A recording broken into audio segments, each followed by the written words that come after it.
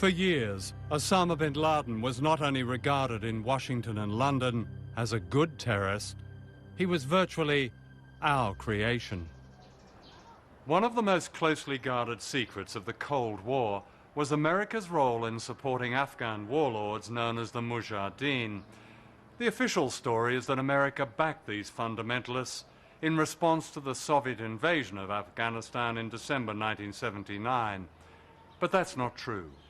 It was 6 months before the Soviet invasion, in July of that year, that President Jimmy Carter authorized $500 million to help set up the Mujahideen, a terrorist organization. The American people were completely unaware that their government, together with the British Secret Service, MI6, had begun training and funding Islamic extremists, including Osama bin Laden. Out of this came the Taliban, Al-Qaeda, and September the 11th.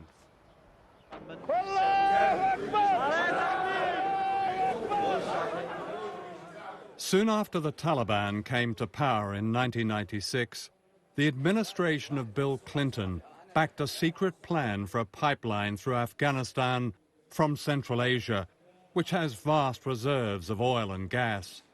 The Taliban were offered a generous cut in the deal and secretly invited to Washington and Texas.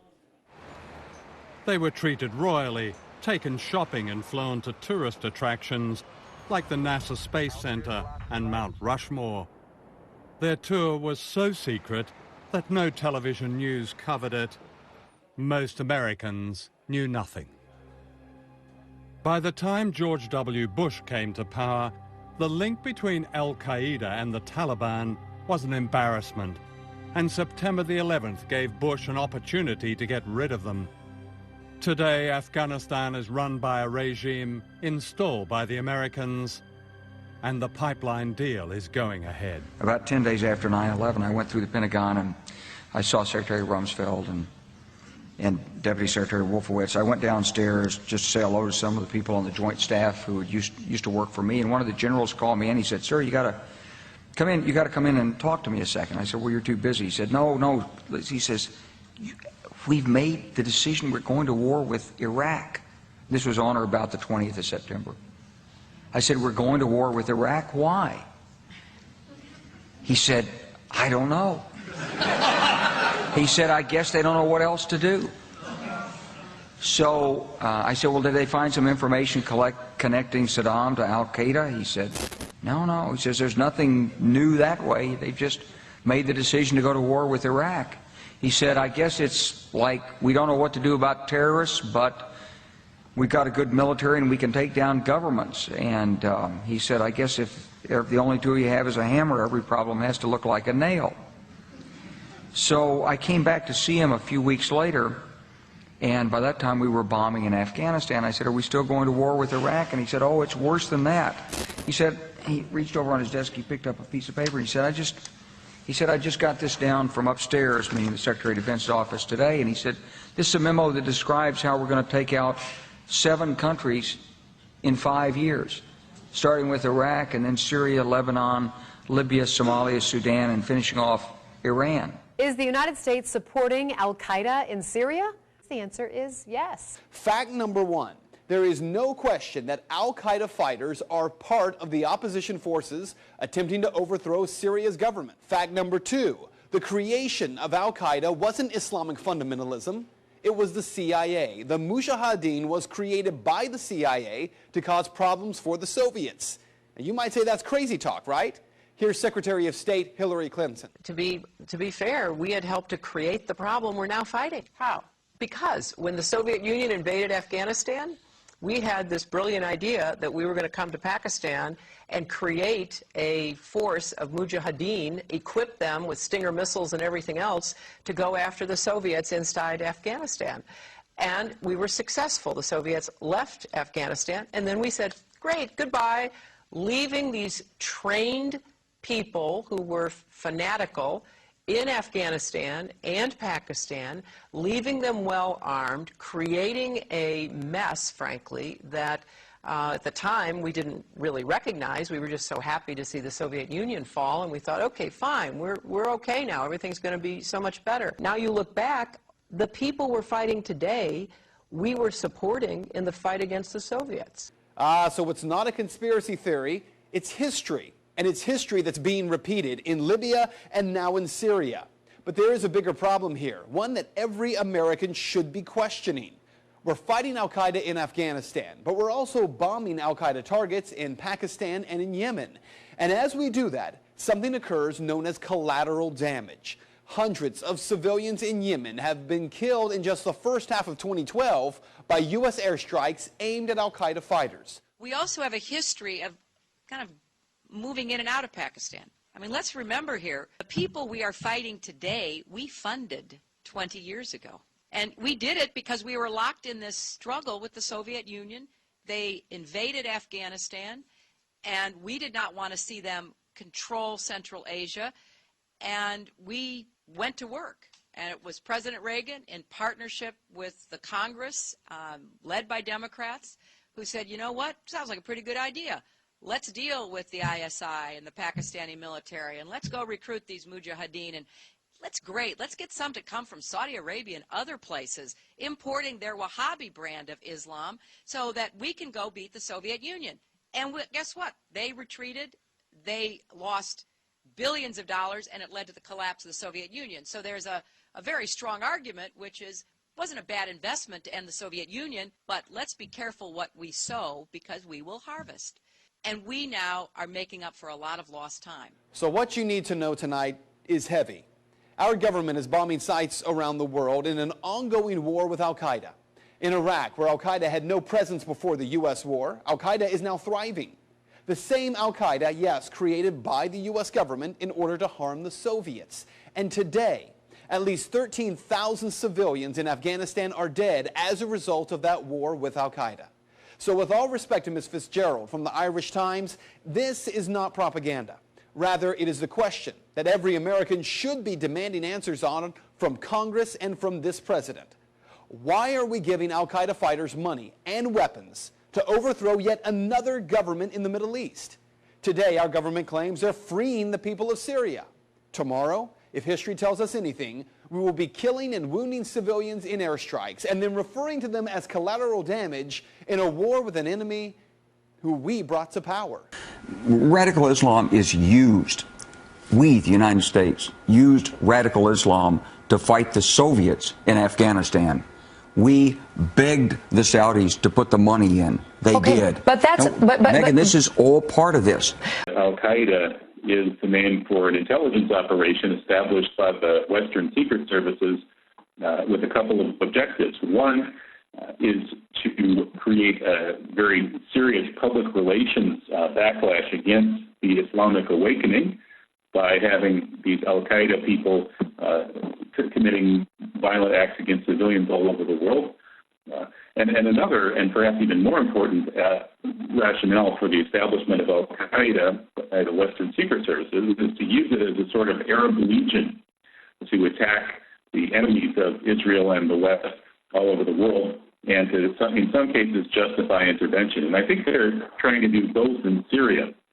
They want to use al-Qaeda to degrade the Syrian government and its military capabilities and attack the government of Syria and perhaps overthrow it. But I think if once they've done that, then they will use the existence of al-Qaeda in Syria as an excuse to bring in more Western intervention. The U.S. Special Inspector General for Afghanistan Reconstruction found out that the Pentagon has hired 43 companies with suspected ties to terrorist networks. The data comes from the Pentagon's own classified investigative reports and Commerce Department list of terror-connected companies. Now, the list of these 43 companies included a road construction firm, presumably owned by a leader of the Haqqani network. The network was blamed for an attack on the U.S. Embassy in Kabul that killed 16 people 2 years ago. The U.S. Army has carried out a classified investigation and said there was evidence of a direct role of both the company and its owners, quote, in the facilitation and operation of the Haqqani network, and that approximately from $1 to $2 million per month flows to Haqqani network to finance its activities. The Inspector General said, "I've seen the information, quote, and it made my hair stand on end," he said. Well, not just his. the United States government subsidizing the Taliban, Al-Qaeda, the Haqqani network, those groups that are trying to shoot and kill our soldiers. From the Inspector General, members of Congress have heard about billions of dollars simply wasted in Afghanistan. Now they have evidence suggesting that U.S. taxpayer money goes to finance terrorists or suspected terrorists, the same networks that the U.S. is fighting. Despite these findings, the Pentagon has resisted permanently blocking the companies from getting more U.S. contracts because its lawyers say they cannot use the evidence against these companies because the evidence is classified. The Special Inspector General for Afghanistan Reconstruction pointed out what he called the absurdity of it. He said, we can probably attack them via drone on Monday and we'll issue them a contract on Tuesday. Our compulsion to engage ourselves in every conflict around the world is dangerous to our national security. In dealing with Syria, the administration pretends to pursue diplomacy and provide humanitarian assistance to the people. In reality, the U.S. government facilitates weapons transfers to the rebels who are demanding immediate regime change. My goal is to stop our dangerous participation in the violence in Syria, yet evidence mounts that we're already deeply involved with no expectation that the administration will back away from military engagement. Recent reports indicate that the U.S. is providing logistics and communication assistance to the rebel forces. Assistance in getting arms to the rebels through surrogates is hardly a secret.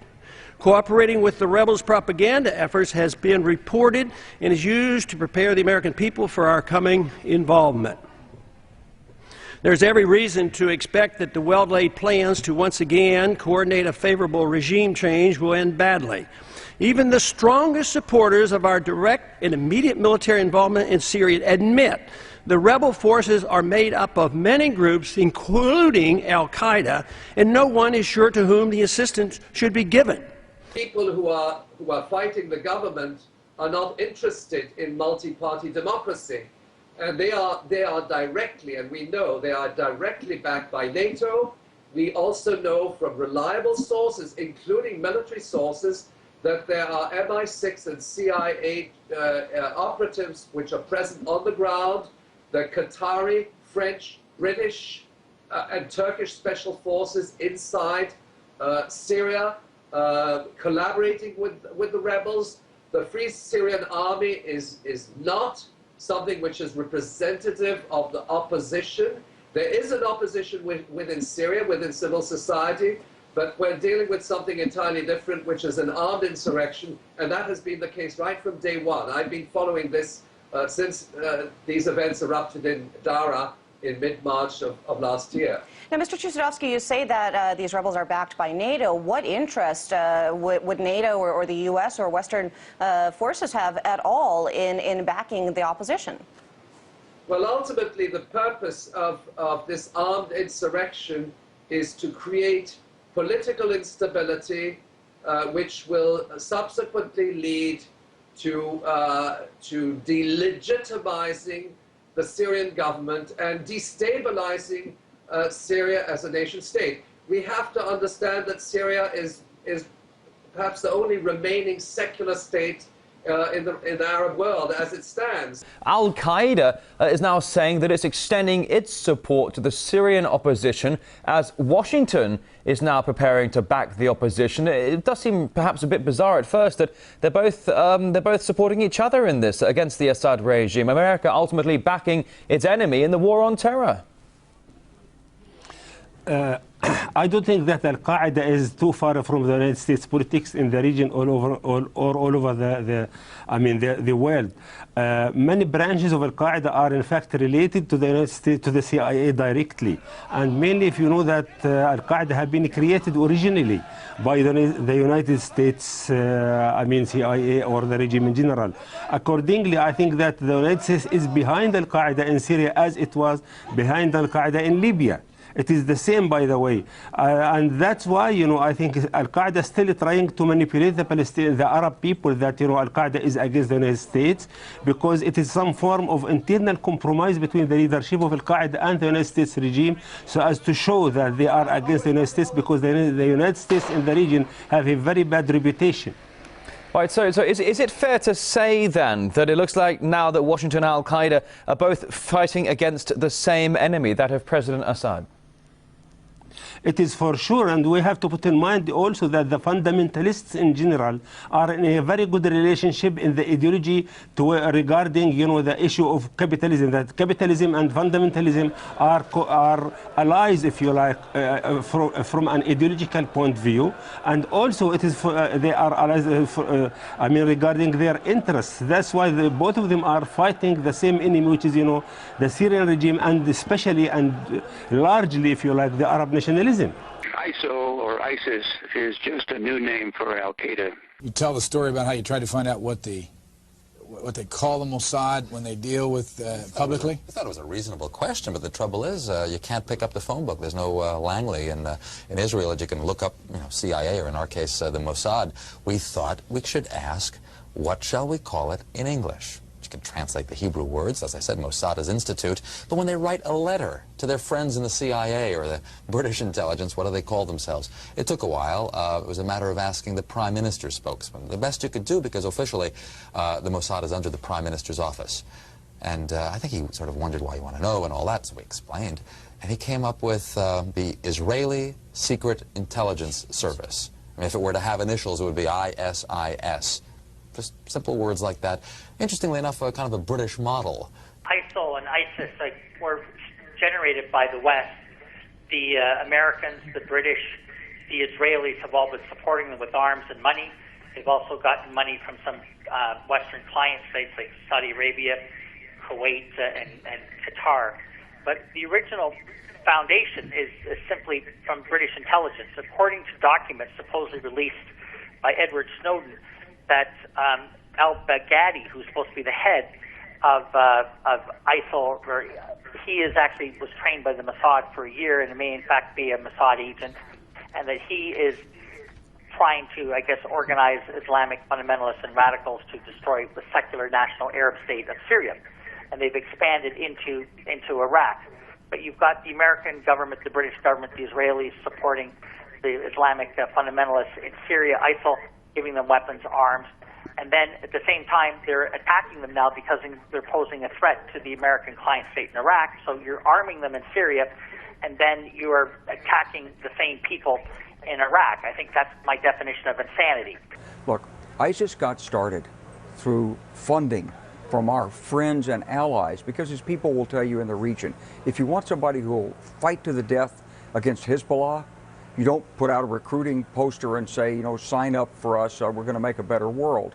You go after zealots, and you go after these religious fundamentalists. That's who fights Hezbollah. But when you say it's a death cult, it's solely geared toward the end times, to an apocalyptic vision.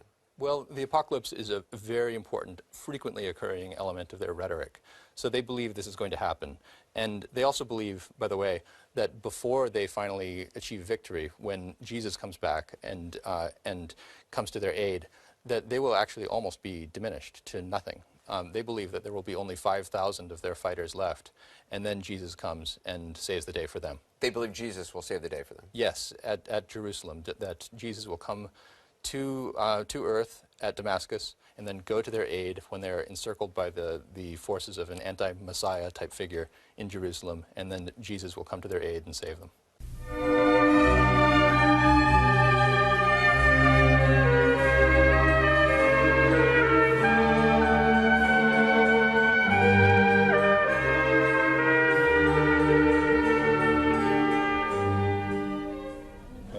The question then tonight is Jesus the Jew, but what sort of Jew?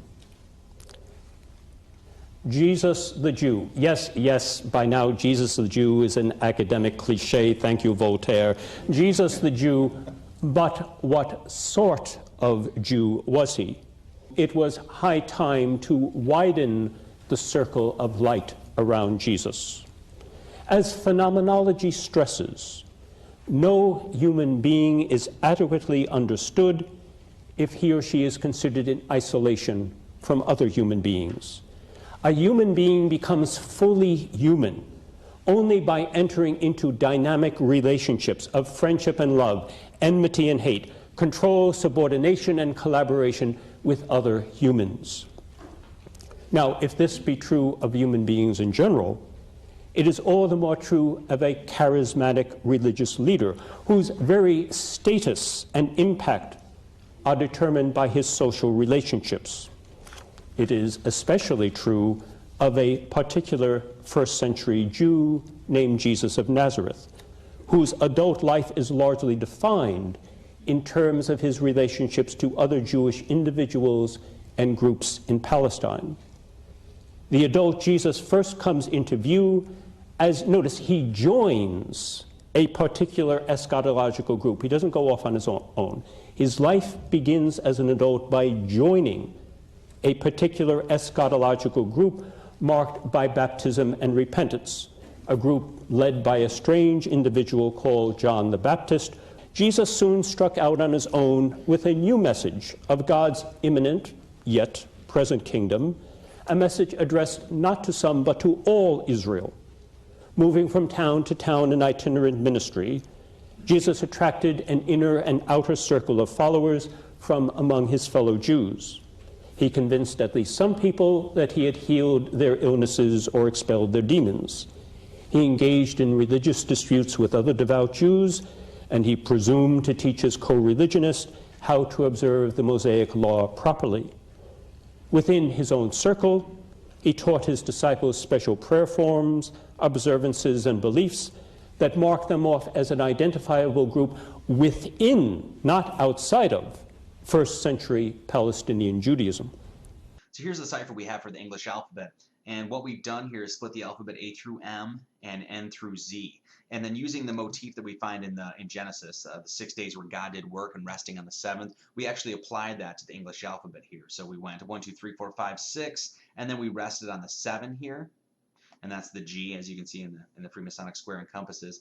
And then we just walk back down to 6, 5, 4, 3, 2, 1. So AN is 1, BO is 2, CP 3, etc. So let's spell it out. Jesus Christ. And then using our cipher here, we can just put the numbers to the letters. And then what we can do is start breaking this down. So first thing we're going to see is that Jesus is 45666, and then Christ is 365567. Here is wisdom. Let him that hath understanding count the number of the beast, for it is the number of a man, and his number is 666.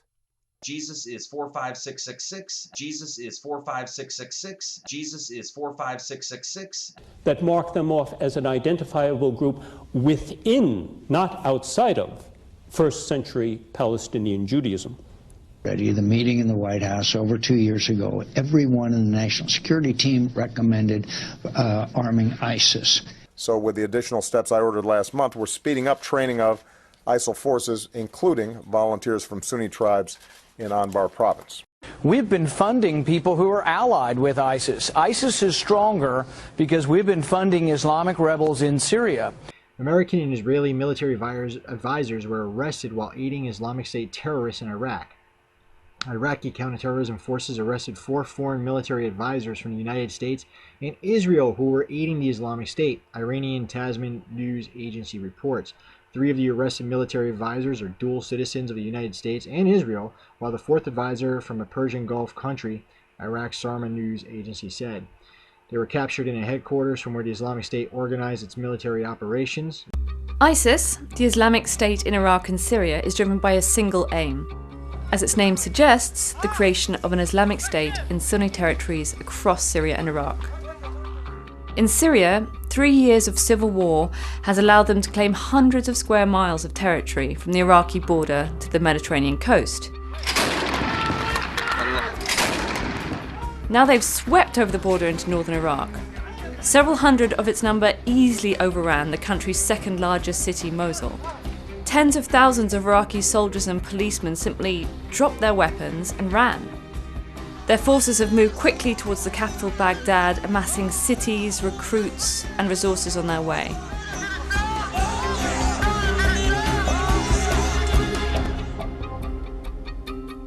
ISIS now controls a chunk of territory in Syria and Iraq larger than a lot of countries. So what do ISIS have in mind for their future caliphate? They tried to let us know a while ago. Back in 2007, when they were just the Islamic State of Iraq, ISI, they issued a pamphlet. Modern notions of statehood and national borders must be discarded, it said, which is presumably why they operate in Syria and Iraq as if it were one huge battlefield. For people under their rule, it says, improving their conditions is less important than the condition of their religion. Sure enough, soon after capturing the northern province of Mosul, ISIS has distributed an introductory note telling residents their hands will now be cut off if they steal, there will be no drugs, and women should cover up and leave their homes only when necessary. A slick PR film, Rattling the Sabres, underscores in an hour of glorified violence another major goal: the elimination of Shias and Iraqi security forces. After capturing Saddam Hussein's hometown of Tikrit, ISIS posted a series of propaganda photos appearing to show the capture and execution of dozens, if not hundreds, of Iraqi soldiers. In short, ISIS is sticking to the plan. Its ruthless focus can be attributed in large part to its leader, Abu Bakr al-Baghdadi, dubbed the new Osama bin Laden. In Syria, he favoured suicide attacks to battles.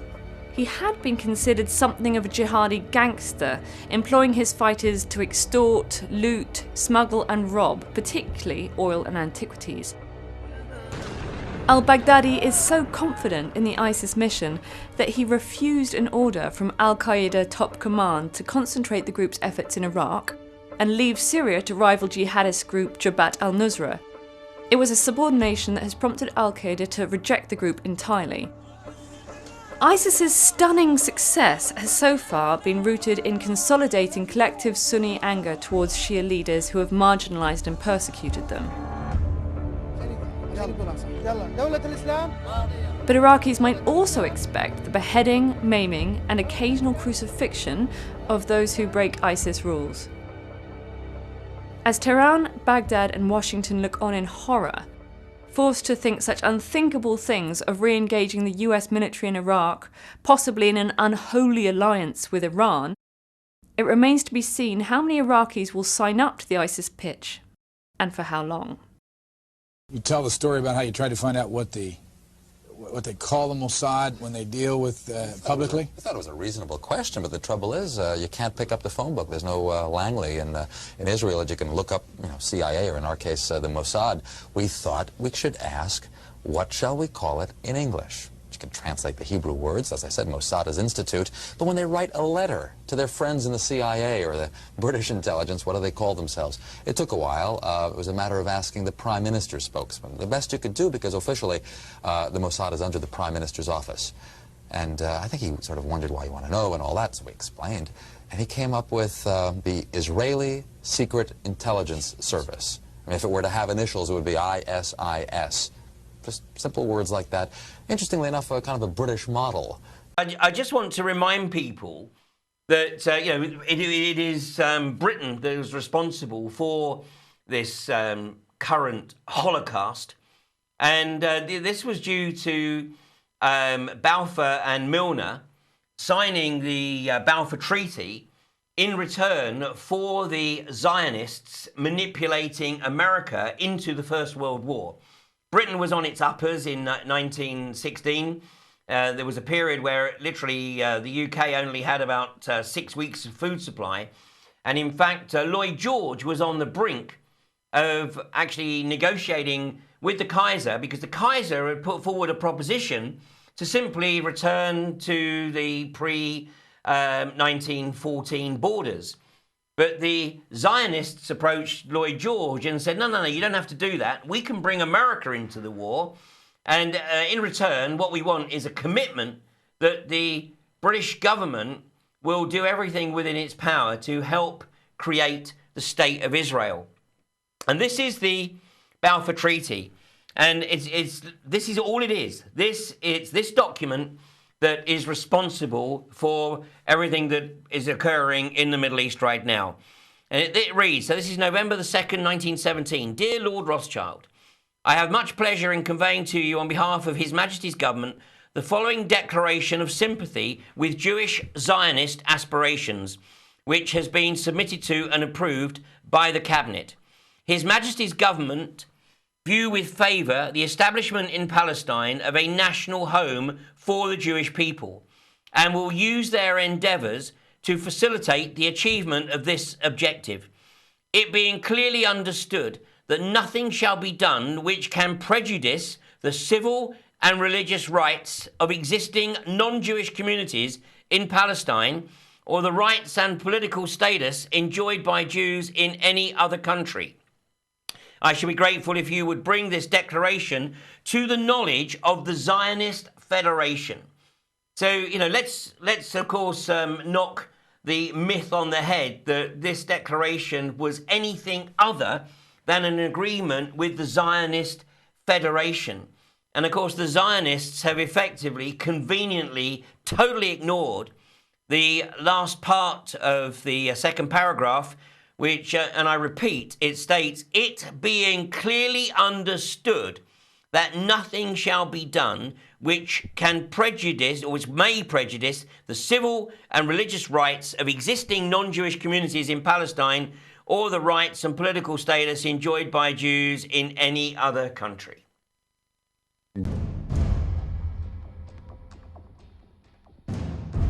This is the new face of evil. This is what nightmares are made of. Ruthless, cold-blooded killers on a mission to wage war, to annihilate millions of people. We are their enemy, and they will stop at nothing to destroy us.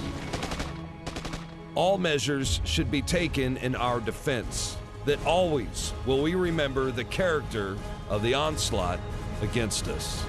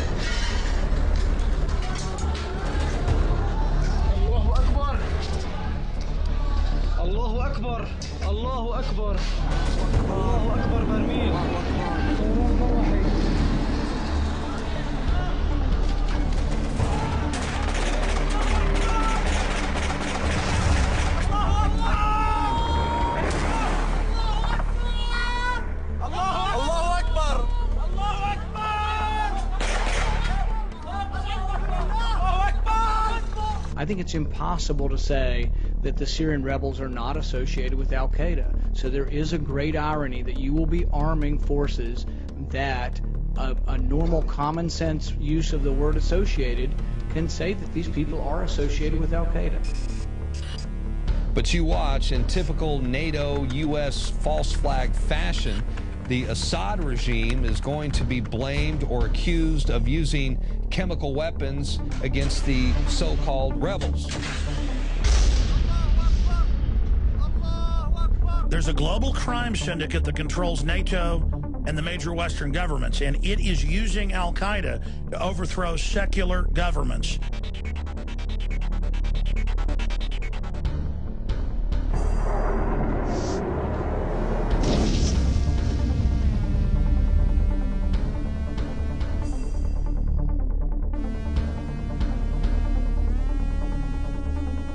There is breaking news now from the war in Syria, and this could be significant. Reports that chemical weapons have been used in that conflict.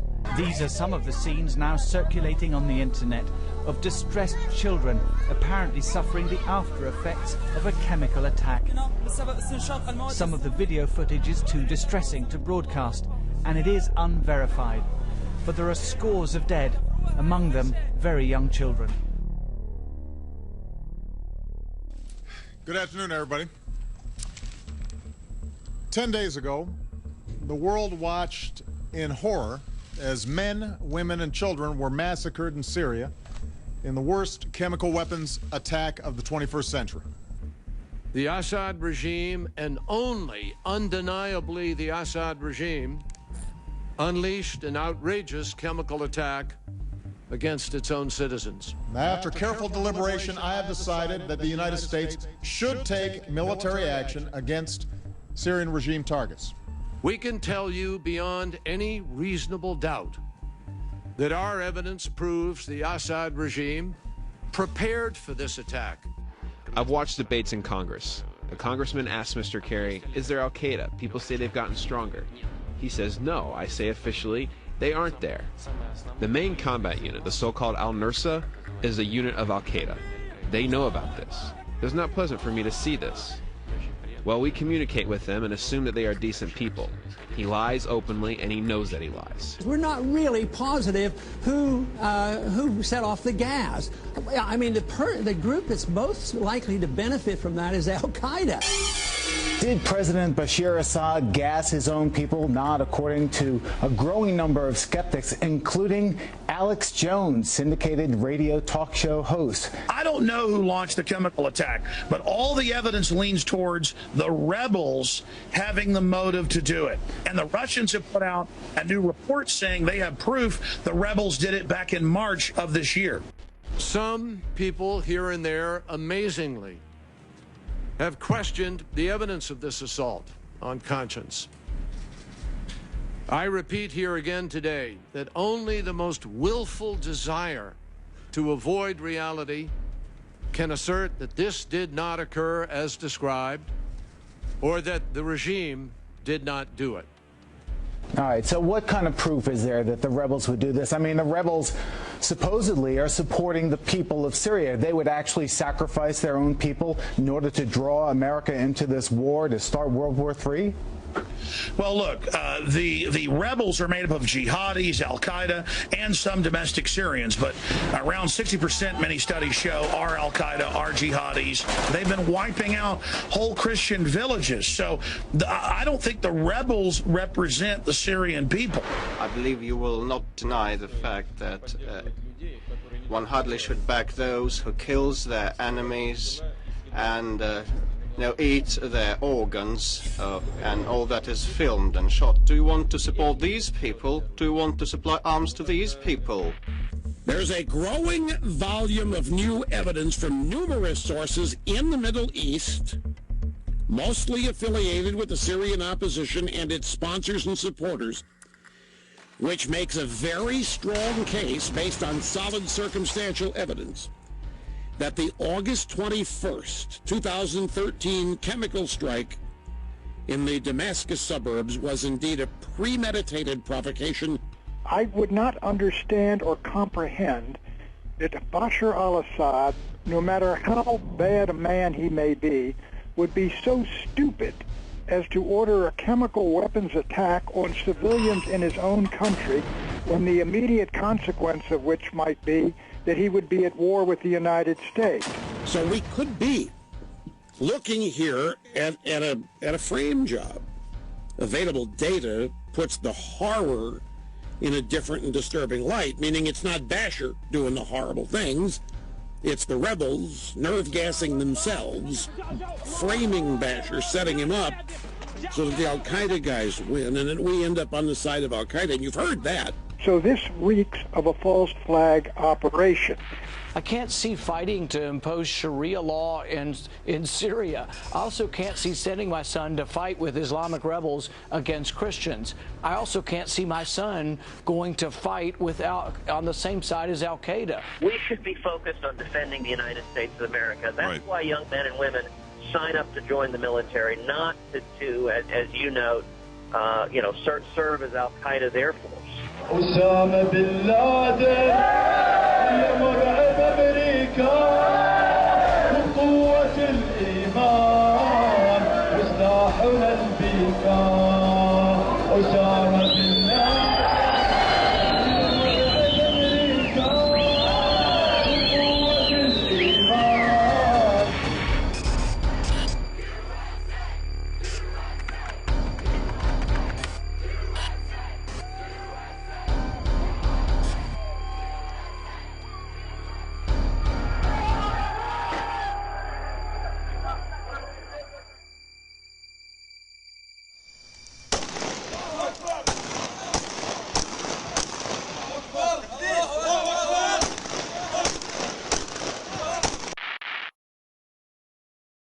You've seen what they're capable of doing. I mean, the internet is flooded with videos of their drive-by shootings and beheadings. They are an army of psychopaths, and they've been placed on the grand chessboard for a reason. ISIS didn't happen by accident, and they're not just some blowback of U.S. foreign policy. No, this was intentional.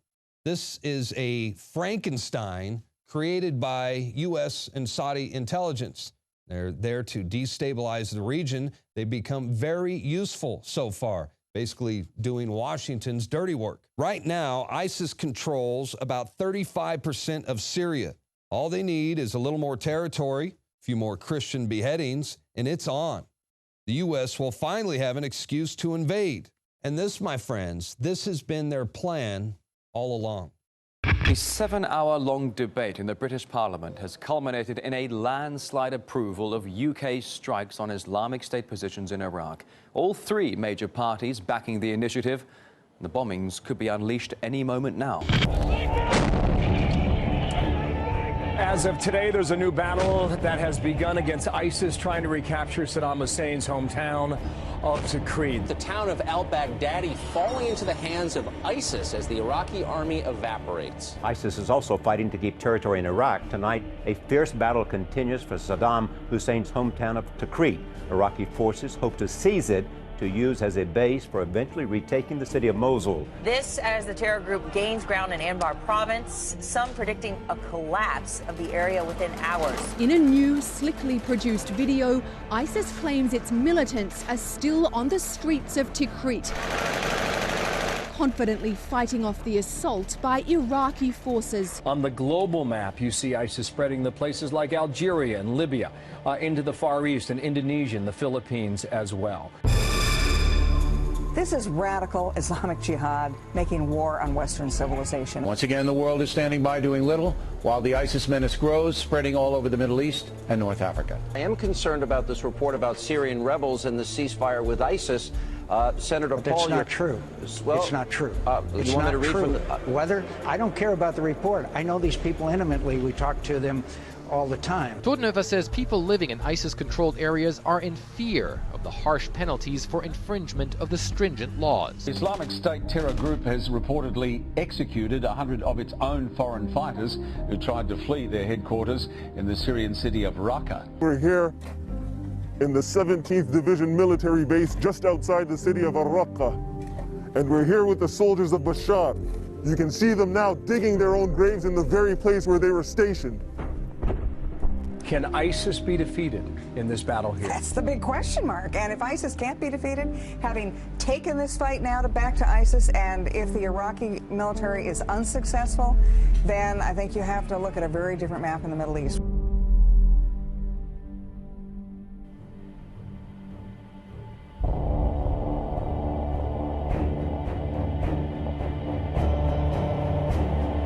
Fighters say they often manage to defeat much larger armies, like the Iraqi military, because they're not afraid to die. Al-Qaeda in Iraq 4 years ago was allowed to set up bases in the west of Iraq and invade eastern Syria. They started the civil war 4 years ago in Syria. They were given massive funding. They're 65%, according to NATO, of the rebel force. The Council on Foreign Relations last year had the headline, "Why We Need Al-Qaeda." And they said, give them air support to take over the country and we'll remove them later. Bull. Since the capture and execution of Saddam Hussein, there's been death, chaos, tremendous instability in the region, and worst of all, the emergence of ISIS. The people we are fighting today, we funded 20 years ago. فما متاع الحياة الدنيا في الآخرة إلا قليل. ISIS looks like it, in fact, can capture and hold territory, and that is their whole goal, to continue to expand throughout the region. The White House armed, funded, militarily aided, and gave political office to the guy now leading ISIS terrorists in Libya. I don't care about the report. I know these people intimately. We talk to them all the time. Abdel Hakim Belhaj, seen here meeting with Senators John McCain and Lindsey Graham, was the emir of the Libyan Islamic Fighting Group, LIFG, an organization affiliated with Al-Qaeda and the Taliban, which killed US troops in Iraq and Afghanistan. I know these people. I'm in contact with them all the time. We know the United States arms, trains, and funds ISIS. Is the U.S. involved with any procuring of weapons, transfer of weapons, buying, selling, anyhow transferring weapons to Turkey out of Libya? To Turkey? How about we find out why the hell ISIS keeps receiving these accidental airdrops of weapons caches from British and American planes? Let's cut the bullshit. The war on terror is a total fraud. How about you stop arming and funding fucking bloodthirsty terrorists in the first place? ISIS is a Frankenstein that was created by the CIA, Mossad, MI6, even the Pakistani ISI, if you want to trace it all the way back to Al-Qaeda. The Islamic State continues to butcher Christians and Muslims across the region. And all because our governments supported these subhuman scumbags from the very beginning. Bottom line, how do we kill ISIS? I mean, it's really easy. All you have to do is stop funding them. The Obama administration simply has to stop funding ISIS and stop doing these accidental airdrops with supplies to ISIS. Cut the snake off at the head. The regime change begins at home. Exactly. This is the new face of evil. This is what nightmares are made of. Ruthless, cold-blooded killers on a mission to wage war, to annihilate millions of people. We are their enemy, and they will stop at nothing to destroy us. All measures should be taken in our defense, that always will we remember the character of the onslaught against us.